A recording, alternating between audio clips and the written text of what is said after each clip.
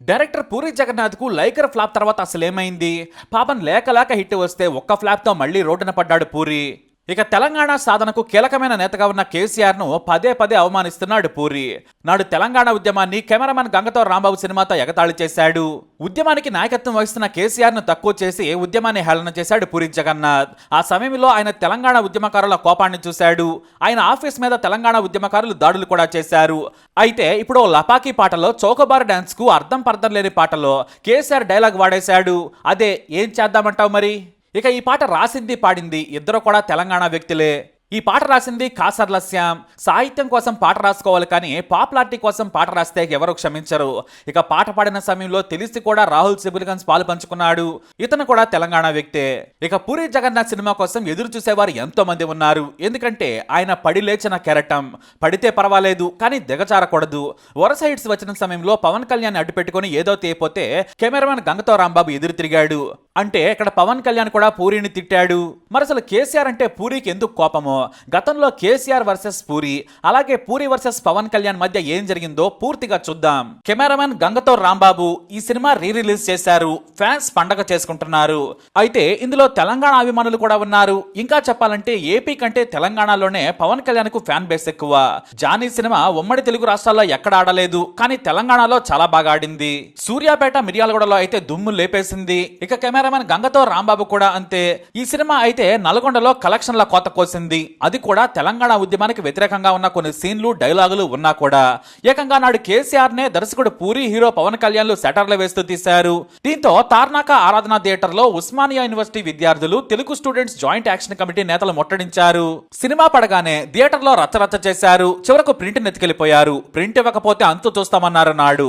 సరిగ్గా తెలంగాణ ఉద్యమం పతాక స్థాయిలో ఉండగా సినిమా విడుదలైంది. కెమెరామెన్ గంగతో రాంబాబు సినిమా అక్టోబర్ 18, 2012 విడుదలైంది. అప్పటికే తెలంగాణ బిల్లును పార్లమెంట్ లో ప్రవేశపెడతారనే రూమర్లు మొదలయ్యాయి. అంతే ఊపుతో సమైక్యాంధ్ర ఉద్యమం కూడా ఊపందుకుంది. ఎవరికి వారు హోరాహోరీగా ఉద్యమాలు సాగిస్తున్నారు. తెలంగాణ ఉద్యమానికి కేర్ ఆఫ్ అడ్రస్ కేసీఆరే. ఆయన పిలిస్తే లక్షలాది మంది యువత రోడ్ల మీదకి వచ్చేవారు. రెండు రాష్ట్రాల్లో ఉద్రిక్త పరిస్థితులు ఉన్నాయి. అయితే తెలంగాణ ఉద్యమ నేతగా ఉన్న కేసీఆర్ ఆంధ్ర నాయకులను, ఆంధ్ర పాలకులను దుమ్మెత్తిపోసేవారు. ఇటు ఆంధ్ర నేతలు కూడా కేసీఆర్ ను, తెలంగాణ ఉద్యమకారులను ఏకిపారేసేవారు. ఎటు చూసిన ఆందోళనలే. మరోవైపు తెలంగాణలో ఆంధ్ర నేతలకు వ్యతిరేకంగా పీక్స్ లో ధర్నాలు, ఉద్యమాలు సాగుతుండగా వచ్చింది కెమెరామెన్ గంగతో రాంబాబు. పవన్ కళ్యాణ్ సమాఖ్యాంధ్రకే మద్దతు తెలిపేవారు. ఆయన ఎప్పుడూ కూడా ప్రత్యేక తెలంగాణకు సపోర్ట్ చేయలేదు. సరిగ్గా అప్పుడే రిలీజ్ అయింది ఈ సినిమా. ఈ సినిమాలో ప్రకాష్ రాజ్ పాత్రపై తెలంగాణ ఉద్యమకారులు, టీజేఏసీ, టీఎస్జేఏసీతో పాటు అందరూ కూడా బొగ్గుమన్నారు. డైలాగులతో పాటు ఏకంగా పింక్ రంగు టెంట్ వేసి టీఆర్ఎస్ ను దెప్పిపొడిచేలా, తెలంగాణ ఉద్యమాన్ని కించపరిచేలా ఉన్న డైలాగులపై తీవ్ర ఆగ్రహం వ్యక్తం చేశారు. అయితే రావుకు బదులుగా రాణా నాయుడు అంటూ కేసీఆర్ మాదిరిగా నిలువు బొట్టు పెట్టి కేసీఆర్ ని అనుకరిస్తూ ప్రకాష్ రాజ్ నటించారు. అంతేకాదు పుట్టినరోజు వేడుకల కోసం ఏర్పాటు చేసిన సభలో నిలువు బొట్టు పెట్టిన ప్రకాష్ రాజ్ సరిగ్గా స్పీచ్ కు ముందు మద్యం తాగే సీన్ ఉంటుంది. బ్రహ్మానందం వచ్చి రండి అంటే ఆగు, తాగొద్దా అంటాడు ప్రకాష్ రాజ్. ఆ తర్వాత పెగ్గు వేయగానే కేసీఆర్ మాదిరిగా మూతిని తుడుచుకుంటాడు. అప్పుడు స్పీచ్ మొదలు పెడతాడు. మీకోసమే నేను చావడానికి పుట్టానని ప్రకాష్ రాజ్ డైలాగులు దంచేస్తాడు. మీకోసమే నేను చావడానికి సిద్ధం. ఇది నా పుట్టినరోజు సమయం. నా ప్రజలకు 2 పూటల అన్నం దొరికే వరకు నేను ఒక్కటే పూట తింటాను. అసలు ఈ పరిస్థితి కల్పించింది ఎవరు? మనల్ని దోచుకోవడానికి వచ్చిన పరాయి రాష్ట్రం వాడు, ఒక తమిళుడు, ఒక పంజాబీ వాడు, ఒక మలయాళీ వాడు.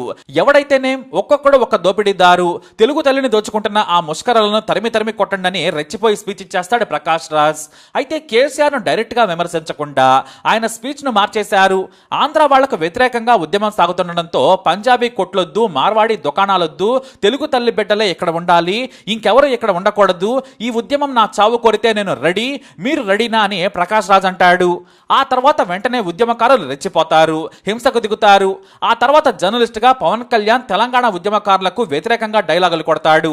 ఆస్తులు ధ్వంసం చేస్తున్నారు, పక్క రాష్ట్రం వారిని లూటీ చేస్తున్నారు, పసిపిల్లలతో రోడ్ల మీద తిరుగుతున్నారని, ఇది ఉద్యమం కాదు సార్, ఇది అరాచకం అంటూ ముఖ్యమంత్రి ముందు స్పీచ్ దంచేస్తాడు. అక్కడ నుండి ఆ రానాగాడిని అరెస్ట్ చేయండి సార్ అంటాడు. ఆ తర్వాత తెలంగాణ ఉద్యమం అనకుండా తెలుగు ఉద్యమం తారాస్థాయికి చేరిందంటూ వెటకారంగా పెట్టిన డైలాగులు నాడు తెలంగాణ వాదులకు కోపం వచ్చేలా చేశాయి. మరి అప్పటికే ఉద్యమం ఆ రేంజ్ లో ఉంటే కేసీఆర్ ఊరుకుంటాడా? కేటీఆర్, హరీష్ రావు ఊరుకుంటారా? ఊరుకోలేదు. తెలంగాణలో ఉంటూ తెలంగాణ ఉద్యమం మీద చిల్లర సినిమా తీస్తారా అంటూ బెదిరించినట్లు వార్తలు వచ్చాయి. అంతేకాదు కేటీఆర్ అనుచరులు కూడా పూరి ఆఫీస్ మీదకి వెళ్లిపోయారు. మాజీ ఎమ్మెల్యే బాల్కా సుమన్ అయితే పూరికి దమ్కి ఇచ్చినట్లు కూడా వార్తలు వచ్చాయి. కేసీఆర్ మట్టగా సుమన్ పూరిని బెదిరించారు. సీన్లు కట్ చేస్తారా, సినిమా రీళ్లు తగలబెట్టమంటారా అంటూ బెదిరింపులు వెళ్ళాయి. పవన్ కళ్యాణ్ కూడా ఉస్మానియా యూనివర్సిటీ విద్యార్థులు హెచ్చరించారు. మీ సినిమాలు మీరు తీసుకోండి, మా జోలికి, మా ఉద్యమం జోలికి వస్తే ఊరుకోమన్నారు. అయితే సీన్లు కట్ చేయాలని బెదిరింపులు రావడంతో దర్శకుడు పూరి, హీరో పవన్ కళ్యాణ్ మధ్య విభేదాలు వచ్చాయి. కెమెరామన్ గంగతో రాంబాబు సినిమాకు ఓపెనింగ్ కలెక్షన్స్ బాగా వచ్చాయి. కానీ టీఆర్ఎస్ నేతలు, తెలంగాణ ఉద్యమకారులు వివాదం చేశారు. ఆ తర్వాత చిన్నగా సినిమాకు ఫ్లాట్ టాక్ వచ్చేసింది. మరోవైపు సీన్లు కట్ చేస్తామని దిల్ రాజు కూడా ప్రకటించారు. చాలా చోట్ల సినిమా మొదటి రోజు సరిగ్గా షోలే పడలేదు. మొత్తానికి ఆ సినిమాను ఆడనివ్వకుండా చేశారు. కానీ అప్పటికే తెలంగాణలో 2-3 సీన్లు కూడా కట్ చేశారు. కాకపోతే సినిమాకి కావాలని ఫ్లాప్ టాక్ ని తెప్పించారు. ఆ టాక్ రావడంతో తెలంగాణ ఉద్యమకారులు కూడా వదిలేశారు. చచ్చన పాపను లేవడం ఎందుకని వదిలేయడంతో అలా కెమెరామెన్ గంగతో రాంబాబు ఆగిపోయింది. కానీ ఆంధ్ర ప్రాంతం నుంచి వచ్చిన వారికి ప్రత్యేక తెలంగాణ ఉద్యమం అంటే చిన్నచూపు ఉందని చర్చ మొదలైంది. సినిమా వారంతా ఆంధ్ర వారే, అందుకే చులకన భావంతో ఇలా తెలంగాణ ఉద్యమానికి వ్యతిరేకంగా సినిమా తీశారని ఆగ్రహం వ్యక్తం చేశారు. ఇటు పవన్ కళ్యాణ్ మీద తెలంగాణ ఉద్యమకారులు ఆగ్రహం వ్యక్తం చేశారు. మీ సినిమాలు మీరు తీసుకోండి, కానీ మా జోలికి వస్తే హైదరాబాద్ లో ఉండనివ్వమని హెచ్చరించారు. ఇక మరోవైపు దర్శకుడు ఎన్ శంకర్ ఈ సినిమాకు వ్యతిరేకంగా మరో సినిమాను ప్రకటించారు. కేసీఆర్ ను కలిసిన శంకర్ నాడు పవన్ దర్శకుడు పూరిపై సీరియస్ అయ్యారు. ఈ సినిమా తెలంగాణకే కాదు, వికలాంగులకు, మహిళలకు కూడా వ్యతిరేకంగా ఉందని సినిమాను నిషేధించాలని డిమాండ్ చేశారు ఆయన.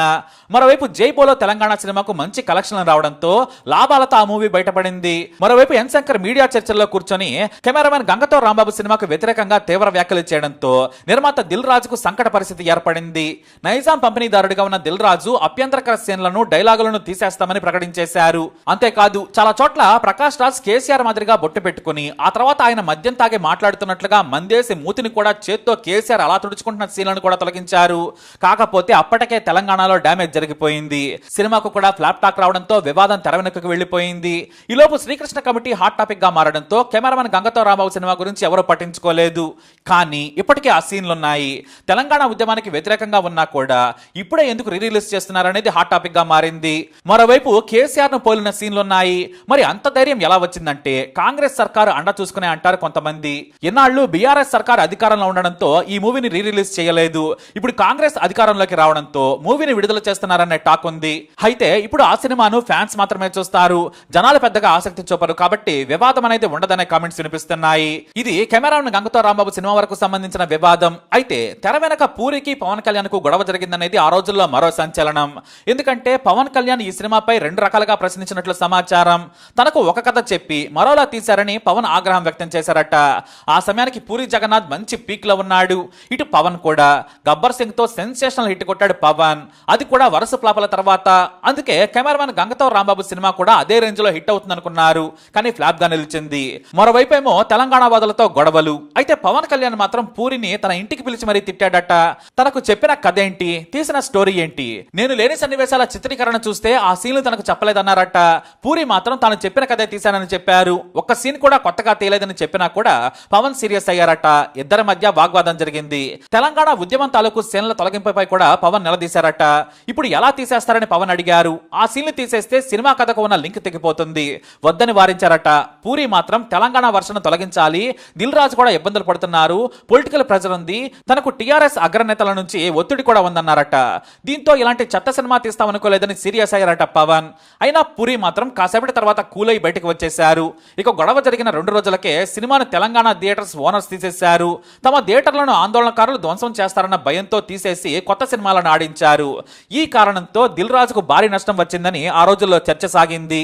అయితే పూరి జగన్నాథ్ మాత్రం ఈ సినిమా వివాదం జరిగిన 4 రోజుల తర్వాత ఓ పత్రికకు ఇంటర్వ్యూ ఇచ్చారు. తాను జీవితంలో ఇక పవన్ కళ్యాణ్ తో పనిచేయను, కెమెరామెన్ గంగతో రాంబాబు నా చివరి సినిమా అని ప్రకటించేశారు.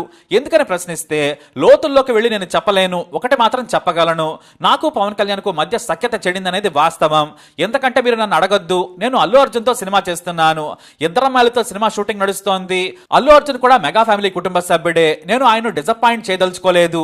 నేను అల్లు అర్జున్ తో మళ్ళీ సినిమాలు చేస్తాను, కానీ పవన్ తో మాత్రం ఇక చేయనని కరాఖండిగా చెప్పారు పూరి జగన్నాథ్. అలా గంగతో రాంబాబు అక్కడ వరకు ఎండ్ అయింది. ఇప్పుడు రీ రిలీజ్ అయ్యి మళ్ళీ హాట్ టాపిక్ అయింది. ఇక్కడ దిగజారటం అంటే పూరిని తక్కువ చేయడం లేదు, ఇలాంటి పాటలు అడ్డం పెట్టుకొని అర్ధనగ్న డాన్సులు చేయిస్తూ ఇదే పెద్ద క్రియేటివిటీ అని పూరి జగన్నాథ్ అనుకుంటే పొరపాటే. ఇప్పటికే సినిమా పరిశ్రమలో డ్రగ్స్ నుంచి కొన్ని కార్యకలాపాలపై ఎప్పటి నుంచో పూరి మీద విమర్శలున్నాయి. కేసీఆర్ అధికారంలో లేడని ఇప్పుడు ఇలా చేసి ఉండొచ్చు, అదే కేసీఆర్ అధికారంలో ఉంటే ఎలా చేసేవాడా? ఇక పడి లేచిన కెరటం పూరినే కాదు, కేసీఆర్ కూడా అవ్వచ్చు. కాలం మళ్లీ తిరుగుతుందనే విషయం గుర్తుంచుకోవాలి. కేసీఆర్ సీఎం గా ఉన్నప్పుడు డ్రగ్స్ విషయంలో ఆయన్ను అలాగే నిర్మాతగా వ్యవహరిస్తున్న చార్మిని గంటల తరబడి పోలీసులు ఈడీ విచారణ చేసినందుకు కోపం పెంచుకున్నాడేమో, అందుకే ఇలా ఈ పాటలో వాడి ఉండొచ్చు. ఇక్కడ మరో విశేషం ఏమిటంటే కేసీఆర్ను ఒక బేకార్ పాటలో వాడుకున్నా కూడా ఎవరో పెద్దగా స్పందించలేదు. మరి అధికారంలో ఉంటే మాత్రం ఆగేవారు కాదేమో. ఏ పత్రిక కానీ మీడియా కానీ కేసీఆర్ను తెలంగాణ సమాజాన్ని తాగుడు సొసైటీగా చిత్రీకరించే ప్రయత్నం చేస్తే ఎవరో పెద్దగా పండించుకున్న వారు లేరు. మరి కేసీఆర్ కేవలం అధికారంలో లేడని ఇలా చేసి ఉంటాడని బీఆర్ఎస్ నేతలు పూరిపై సీరియస్ అవుతున్నారు. మరి ఇది సంగతి. ఈ స్టోరీపై మీకున్న అభిప్రాయం ఏంటి? కమెంట్ ద్వారా తెలియజేయండి. ఈ వీడియో అప్డేట్స్ కోసం మై ఛానల్ ఫాలో అవ్వండి, అలాగే తప్పకుండా సబ్స్క్రైబ్ చేసుకోండి.